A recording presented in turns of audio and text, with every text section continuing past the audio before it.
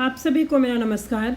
आज मैं वीडियो बनाने जा रही हूँ सामाजिक अध्ययन पर। ठीक है, सामाजिक अध्ययन, सामाजिक विज्ञान, ठीक, जो कि CTET में आता है। ये बहुत ज़रूरी प्रश्न है। तो पहला प्रश्न है, सामाजिक अध्ययन के शिक्षण हेतु निम्न में से कौन सा प्रक्षेपी शिक्षण साधन है? कौन सा है? तो ये जो है एपेड या स्कोप का प्रयोग किया जाता है। ठीक है, इसमें इस प्रक्षेपी शिक्षण साधन में एपेड या स्कोप का प्रयोग किया जाता है। जो एपेड या स्कोप का अर्थ है परिचित्रदर्शी है और यह एक वैज्ञानिक उपकरण भी है। इसका प्रयोग चित्रों के पर्दे पर प्रक्षेपण के लिए किया जाता है। आशा है समझ में आ गया होगा। अब अगले प्रश्न पर चलते हैं। सामाजिक अध्ययन शिक्षण के अनुसार निम्न में से कौन ग्लोब का प्रकार नहीं है?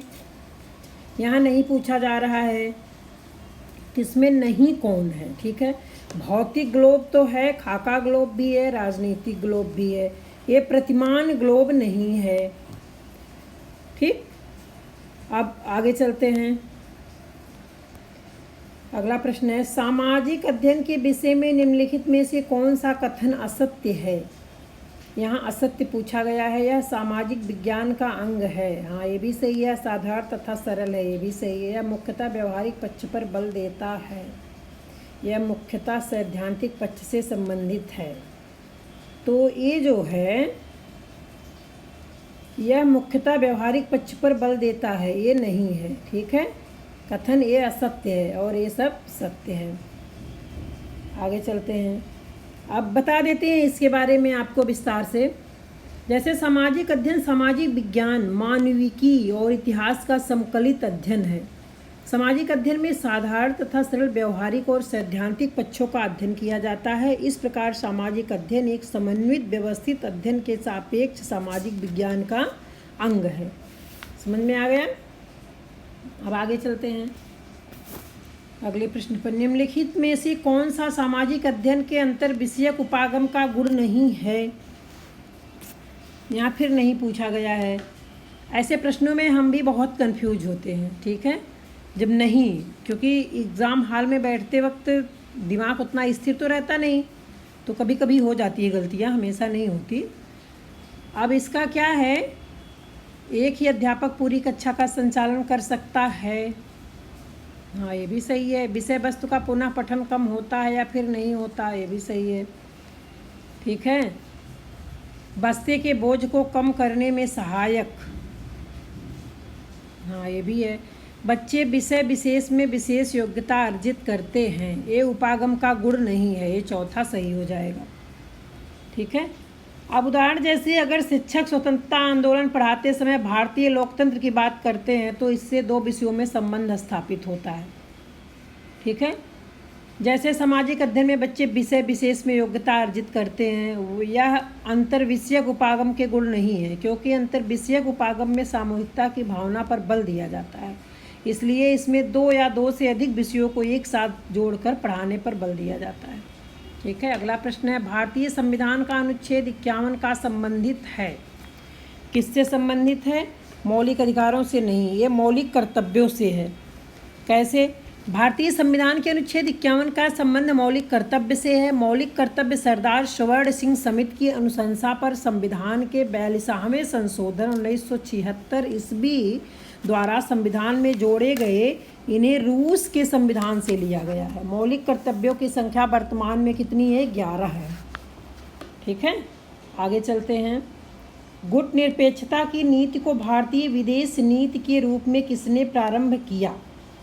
ये किसने प्रारंभ किया? ठीक है, श्रीमती इंदिरा गांधी, जवाहरलाल नेहरू, मोरारजी देसाई, लाल बहादुर शास्त्री। तो इसमें जो है आप श्रीमती इंदिरा गांधी नहीं है, जवाहरलाल नेहरू जी हैं। ठीक है, अब कैसे हैं ये भी मैं आपको बता देती हूँ।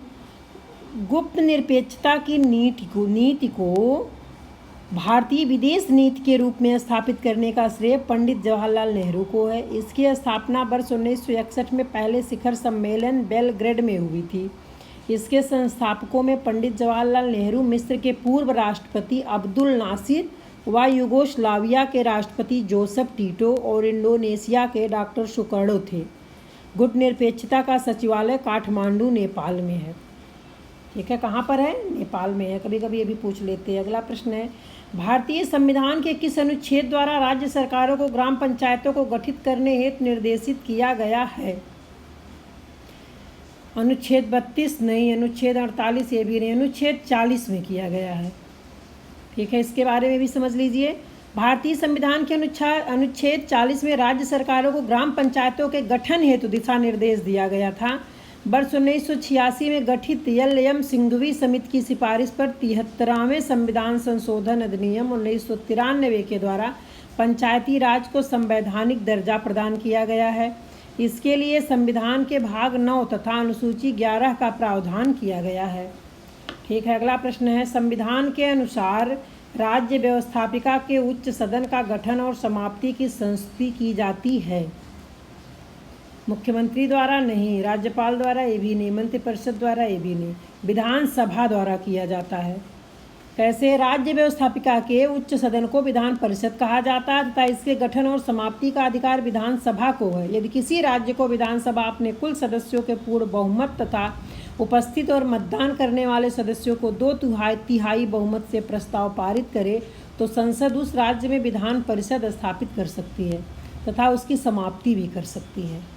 समझ में आया? अगला प्रश्न है, राज्य विधानसभा द्वारा पारित विधेयक को विधान परिषद द्वारा अधिकतम कितने समय तक रोका जा सकता है? राज्य विधान परिषद द्वारा। ठीक है, राज्य विधान परिषद द्वारा पारित विधेयक को विधान परिषद अधिकतम 4 माह तक रोक सकती है। विधानसभा द्वारा पारित विधेयक को विधान परिषद प्रथम बार में 3 महीने तक रोक कर रख सकती है तथा दूसरी बार विधेयक पर चर्चा के बाद जब विधान परिषद में आती है तो अधिकतम 1 महीने तक रोका जा सकता है। समझ में आ गया? अब अगले प्रश्न पर चलते हैं। तो इसका आंसर आपको समझ आ गया होगा। राज्य विधानसभा द्वारा पारित विधेयक को विधान परिषद द्वारा अधिकतम कितने समय तक रोका जा सकता है? 4 माह तक रोका जा सकता है। ठीक, चलते हैं। भारत के राष्ट्रपति के चुनाव संबंधी विवादों को निर्णीत किया जाता है। विवादों को निर्णीत किया जाता है संसद द्वारा नहीं, ये भारत के सर्वोच्च न्यायालय द्वारा, भारत के सर्वोच्च न्यायालय द्वारा निर्णीत किया जा सकता है। वो भी कैसे बता देती हूँ। भारत के राष्ट्रपति के चुनाव संबंधी विवादों का निर्णय सर्वोच्च न्यायालय द्वारा किया जाता है। भारतीय संविधान के अनुच्छेद 52 में राष्ट्रपति का प्रावधान किया गया है।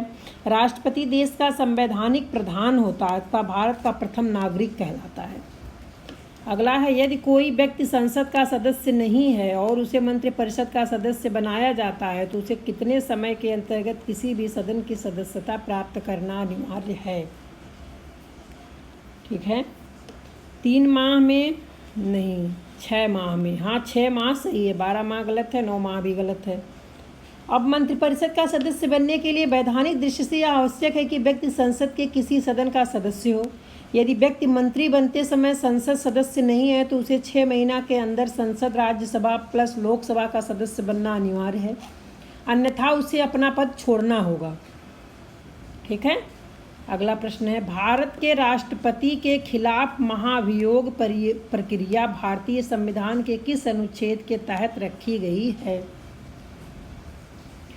अनुच्छेद 59, अनुच्छेद 60 नहीं, ये भी नहीं है, अनुच्छेद 61 के अंतर्गत रखी गई है। कैसे? राष्ट्रपति के खिलाफ महाभियोग प्रक्रिया जो थी, राष्ट्रपति के खिलाफ महाभियोग प्रक्रिया का प्रावधान भारतीय संविधान के अनुच्छेद 61 में दिया गया है। महाभियोग राष्ट्रपति पर संविधान के प्रावधानों के उल्लंघन के आधार पर लगाया जाता है। इसके लिए राष्ट्रपति को 14 दिन पहले लिखित सूचना देना अनिवार्य है तथा यह प्रक्रिया संसद के दोनों सदनों में से किसी में भी शुरू की जा सकती है। समझ में आया? अब अगले प्रश्न पर चलते हैं। भारत के राष्ट्रपति द्वारा लोकसभा में कितने आंग्ल भारतीय समुदाय के सदस्यों को मनोनीत किया गया है? 1 नहीं, 2। ये क्यों? राष्ट्रपति द्वारा आंग्ल भारतीय समुदाय के लोकसभा में समुचित प्रतिनिधित्व नहीं होने की स्थिति में 2 सदस्यों को लोकसभा के सदस्य के रूप में नामांकित किया जा सकता है। यह प्रावधान भारतीय संविधान के अनुच्छेद 331 में उल्लेखित है। ठीक है। अगला प्रश्न, भारतीय संसद के संयुक्त अधिवेशन की अध्यक्षता कौन करता है?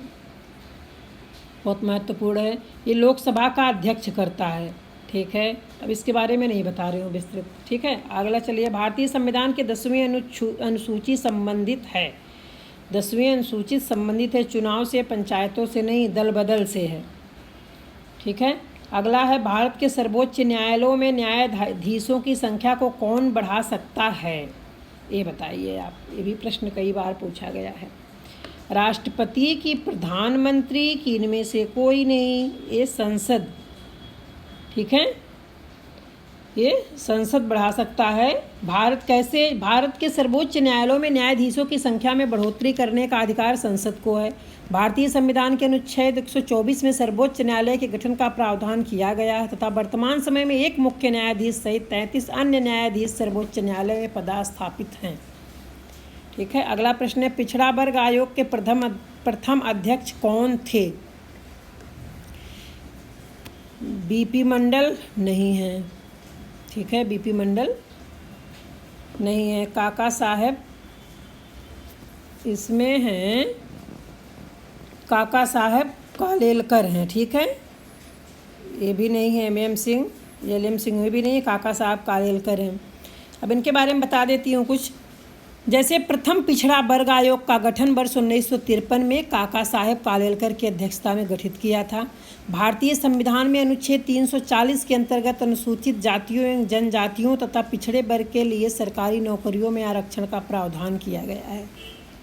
ठीक है, अगला, भारत सरकार द्वारा महिला सबलीकरण हेतु राष्ट्रीय नीति की घोषणा किस वर्ष की गई?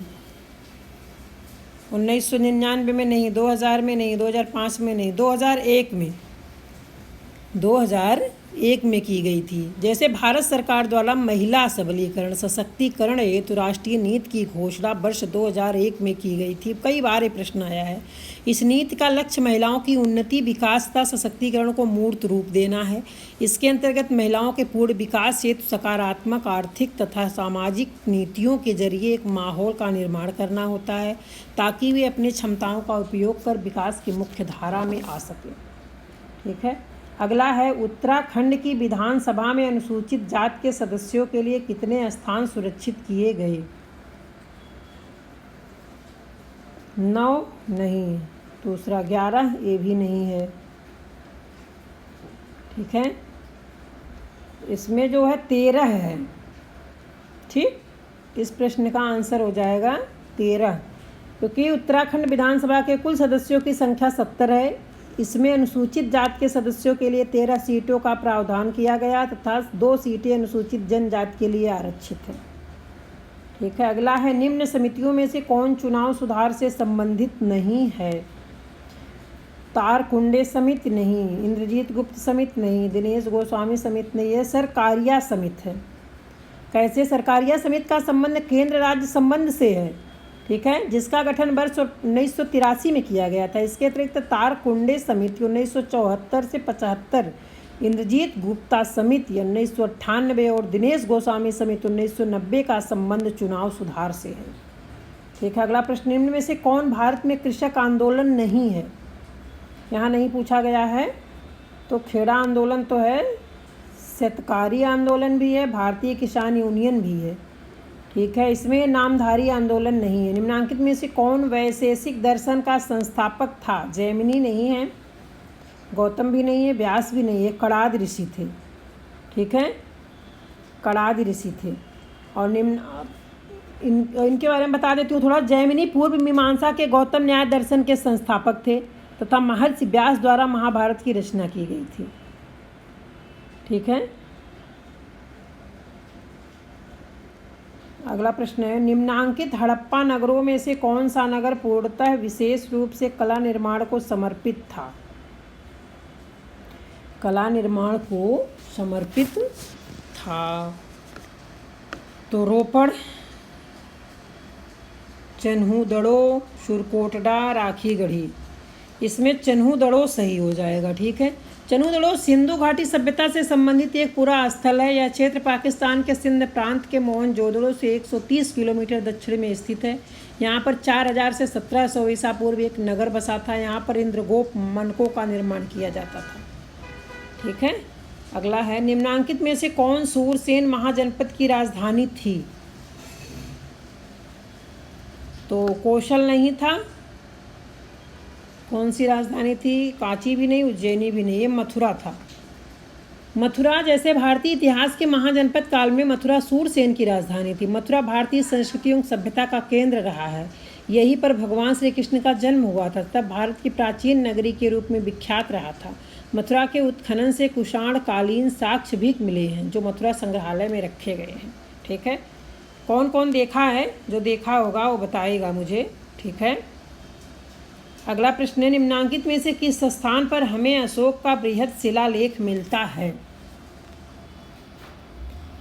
सोपारा में, एक मास्की में, एक सारनाथ में, एक ब्रह्मगिरी में। ये मिलता है सोपारा में। ठीक है, यहाँ नहीं मिलता। कैसे मौर्य वंश के शासक अशोक ने अपने राज्यादेश को राज्य के विभिन्न प्रांतों में शिलालेखों पर उत्कीर्ण करवाया था। इसी प्रकार का एक बृहद शिलालेख महाराष्ट्र के पालघर के पास सोपारा नामक स्थान से भी मिला है। सोपारा से प्राप्त अभिलेख की लिपि ब्राह्मी है। यहाँ पर हुए उत्खनन से स्तूप के साथ साथ मूर्तियाँ भी मिली हैं।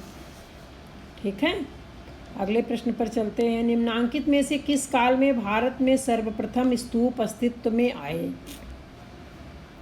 सर्वप्रथम स्तूप अस्तित्व में आए तो प्रथम सदी ईसा पूर्व नहीं, द्वितीय सदी ईसा पूर्व भी नहीं, तृतीय सदी ईसा पूर्व। तृतीय सदी ईसा पूर्व में आए। जैसे भारत में स्तूप निर्माण का प्रारंभ तृतीय सदी ईसा पूर्व से माना जाता है। स्तूप मुख्यतः बौद्ध धर्म के पूजा स्थान होते हैं। स्तूप एक गोल टीले के आकार की संरचना है, जिसका प्रयोग पवित्र बौद्ध अवशेषों को रखने के लिए किया जाता है। ठीक, अगला प्रश्न, निम्नांकित संतों में से कौन गरीब नवाज के नाम से जाना जाता है? ख्वाजा मोइनुद्दीन चिश्ती, ये तो सभी को पता होगा। इनका पूरा नाम क्या है? हज़रत मोइनुद्दीन चिश्ती अजमेरी, जिन्हें ख्वाजा गरीब नवाज के नाम से भी जाना जाता है।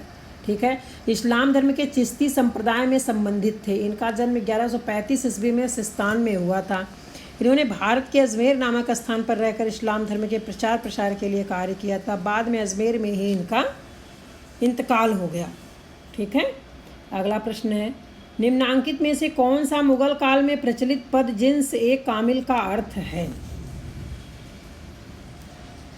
दूषित फल, शिक्षित पुरुष, अशिक्षित पुरुष, उत्तम फल। तो ये भी नहीं है, ये भी नहीं है, ये भी नहीं है। उत्तम फसल, फल नहीं, उत्तम फसल।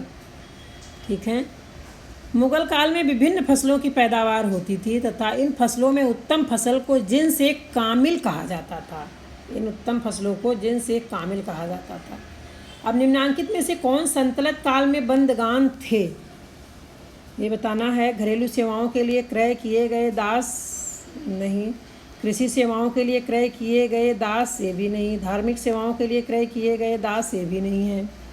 ये हो जाएगा सैन्य सेवाओं के लिए किए गए क्रय दास। ठीक है, सैन्य सेवाओं के लिए क्रय किए गए दास। समझ आ गया? अब आगे चलते हैं। अलाउद्दीन खिलजी के शासनकाल में खराज की दर क्या थी? कितने परसेंट थी? ठीक है, उपज का 30%, उपज का 50%, उपज का 40%, उपज का 60% है, तो उपज का 50%। ठीक, अगले प्रश्न पर चलते हैं। निम्नांकित में से किससे उत्तर मेरुरु का अभिलेख संबंधित है? चेर, चोल, पांड्य, पल्लव। ऐसे नहीं है, ऐसे भी नहीं है। ठीक है, ये है चोल से संबंधित है। कैसे संबंधित है? उत्तर मेरुरु का अभिलेख चोल राज्य से संबंधित है। चोल राज्य की राजधानी तंजौर थी। चोल साम्राज्य 3 प्रशासनिक इकाइयों में बटा था, जिसे केंद्र सरकार, अस्थायी सरकार तथा स्थानीय सरकार कहा गया। उत्तर मेरुरु अभिलेख चोल साम्राज्य के प्रशासन पर रोशनी डालते हैं। चोल वंश का संस्थापक विजयालय वर्ष 850 से लेके 887 था। ठीक है, आगे चलते हैं। निम्नांकित में से किस रानी ने अपने अभिलेखों में अपना बदला और स्वयं को पुरुष प्रदर्शित किया? इसमें रुद्रमा देवी की अहिल्याबाई की रजिया सुल्तान की रमाबाई, इसमें है रुद्रमा देवी, ठीक है। अहिल्याबाई रजिया सुल्तान रमाबाई नहीं है। अगला प्रश्न, निम्नांकित में से वह कौन व्यक्ति था जिसने वीर शैव आंदोलन प्रारंभ किया?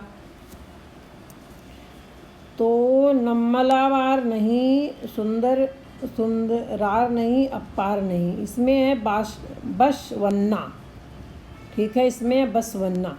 वीर शैव आंदोलन का नेतृत्व बसवन्ना ने किया। वीर शैव आंदोलन हिंदू धर्म के लिंगायत संप्रदाय से जुड़ा एक आंदोलन था। इस संप्रदाय में दीक्षित साधक विश्व कल्याण की कामना से प्रभावित थे तथा वे समाजगत भेदभाव में अविश्वास करते थे, ठीक है। अगला है, निम्नांकित में से कौन 1857 ईस्वी के विद्रोह से संबंधित पुस्तक माझा प्रवास का लेखक है? नाथूराम गोडसे, शिवदत्त गोडसे, उमाकांत गोडसे, विष्णु भट्ट गोडसे। इसमें नाथूराम गोडसे नहीं है, शिवदत्त गोडसे भी नहीं, उमाकांत गोडसे भी नहीं है, विष्णु भट्ट गोडसे हैं। कैसे? मराठी लेखक यहाँ पूछा गया है ना, माझी प्रवास का लेखक।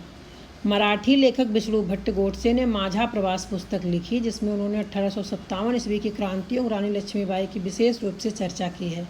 रानी लक्ष्मीबाई को मराठी लेखक ने इकलौता मर्द बताया था। समझ में आया? अगला, निम्नांकित में से किस वर्ष खुर्दा विद्रोह हुआ था? किस सन में हुआ था? तो 1816 ईस्वी में, 1817 ईस्वी में, 1818 ईस्वी में, 1819 ईस्वी में। कब हुआ था ये? 1817 ईस्वी में हुआ था, ठीक है। इसमें सब में नहीं हुआ था। कैसे? खुर्दा विद्रोह 1817 ईस्वी में अंग्रेजों के विरुद्ध होने वाला सशस्त्र विद्रोह था। यह विद्रोह बख्शी जगबंधु विद्याधर के नेतृत्व में लड़ा गया। यह विद्रोह अंग्रेजों के द्वारा लागू कर प्रणाली के विरुद्ध था, ठीक है। अगला है, निम्नांकित में से किस वर्ष भारत में प्रथम कपास मिल जो कताई मिल के रूप में स्थापित की गई अस्तित्व में आई है? तो 1852 ईस्वी नहीं, 1853 ईस्वी, ठीक है। तो ये भी नहीं है, 1854 ईस्वी में है, ठीक। 1854 ईस्वी में भारत में प्रथम कपास मिल को कताई मिल के रूप में स्थापित किया गया। यह मिल बॉम्बे स्पिनिंग एंड वीविंग द्वारा स्थानीय पारसी उद्यमी द्वारा स्थापित की गई थी। सूती वस्त्र उद्योग का सर्वाधिक केंद्रीकरण महाराष्ट्र तथा गुजरात में है, जो भारत की सर्वाधिक कपास का भी उत्पादन करते हैं, ठीक है। तो आज का वीडियो मैं यहीं समाप्त करती हूँ। अगले वीडियो में फिर मिलूँगी, तब तक के लिए धन्यवाद। और ये प्रश्न कैसा लगा, कितना महत्वपूर्ण है आप लोगों के लिए, आप ये ज़रूर बताइएगा और सब्सक्राइब और लाइक करिएगा।